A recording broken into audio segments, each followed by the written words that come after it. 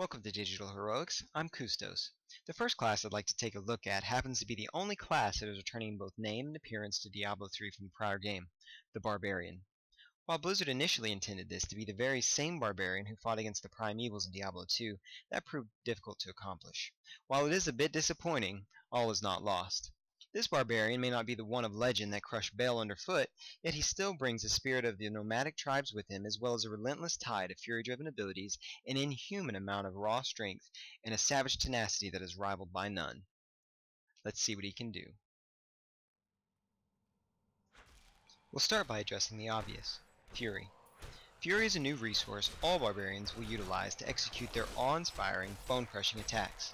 Fury can be built by attacking enemies using fury-generating skills, taking damage, or even by using a normal attack.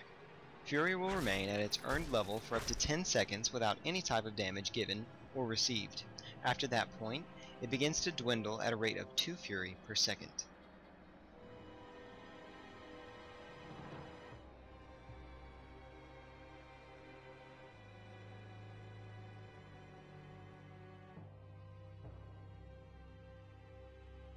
If you prefer a more passive-aggressive take on combat, you can rely on losing health in order to generate Fury.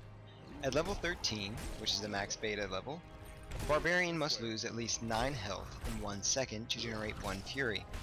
This damage can be from more than one source as long as the individual blows land within 1 second of the initial strike. I expect the required amount of health loss to generate 1 point of Fury will increase as your character level does.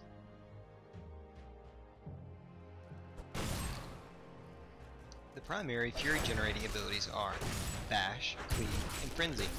All these abilities behave very differently, and you should do some experimenting to discover what you prefer.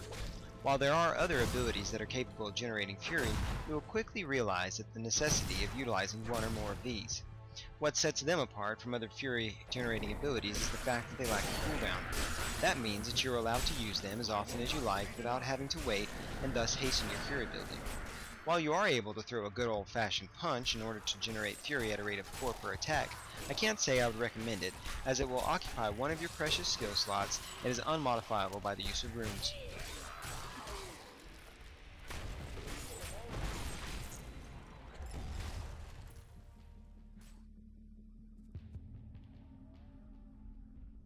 There are a handful of Fury-generating abilities that have more of a utility type of use because of their longer cooldowns. These abilities are Ancient Spear, Ground Stomp, and Leap.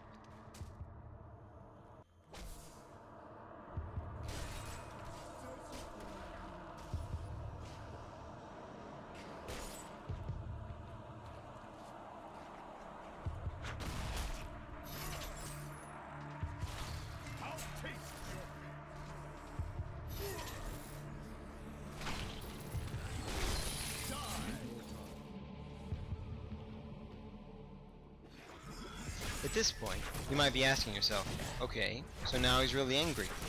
What next? Well, even if you weren't wondering that, I'm going to tell you anyways. After you've used all of these neat Fury-generating abilities to fill your globe, you may release your rage in a flurry of Fury-driven skills I'll refer to as spenders. Take a look at these. Keep in mind that this is only the tip of the iceberg, as there are many, many more abilities that you can unlock on your journey to max level of 60.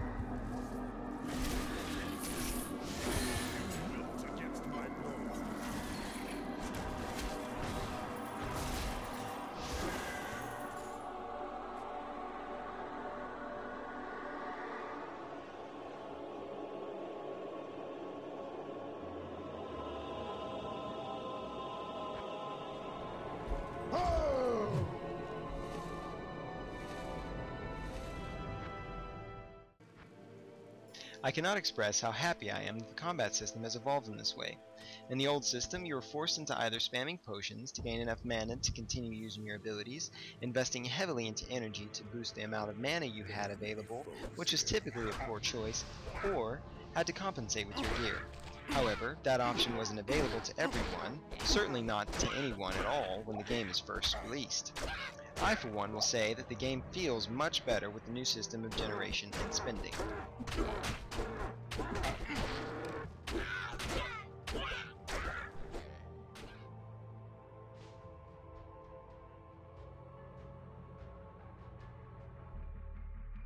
Another interesting new feature in the game is the rune system. In Diablo III, runes are no longer items. They are different effects you unlock as you gain levels that will modify certain abilities.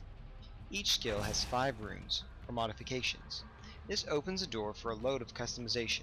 We'll take a look at just one example available to you in the game. I'm going to demonstrate how modifying a skill with a rune will change not only its use, but its visual effect as well. I'm going to add a rune effect to my fury generating ability Bash. To do this, I open my skill window by clicking the skill itself, and then I select a rune, in this case, Onslaught.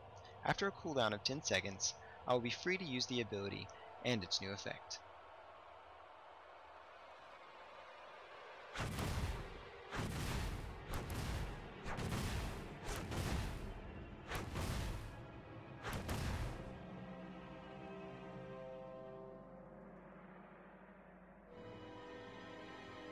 The next topic I'd like to touch upon is the Barbarian's attributes, of which strength is primary.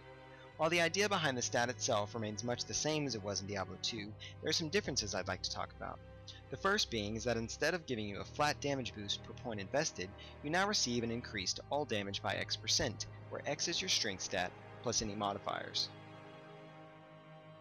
The second important thing to notice about strength is something that is entirely new to the statistical system.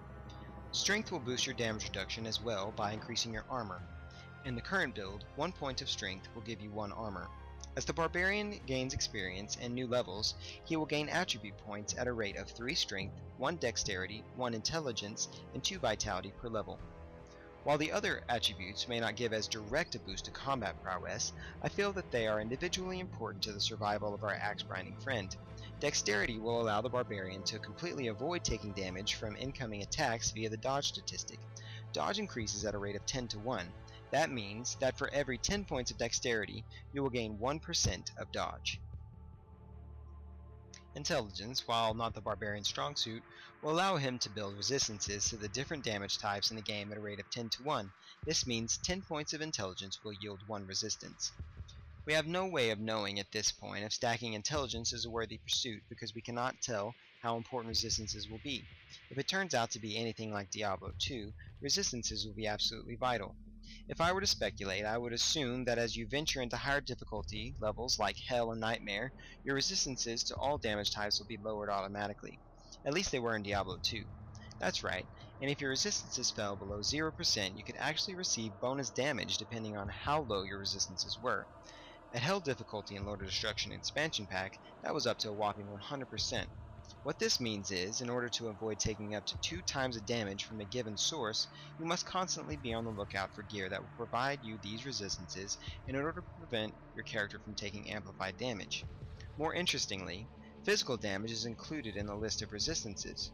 This means that you could actually benefit quite a lot from stacking intelligence on a Barbarian because as a frontlines fighter, you will need resistances to all damage types. Finally, Vitality is the Barbarian's secondary stat and provides a 10 to 1 hit point boost. All of these stats seem to be a little too linear to be the actual build using the final product, but they may have built the system to scale on these stats properly. If that's the case, we will see much larger damage output and hit point totals than were ever possible in the prior games of the series. I, for one, cannot wait to see what they've got cooked up.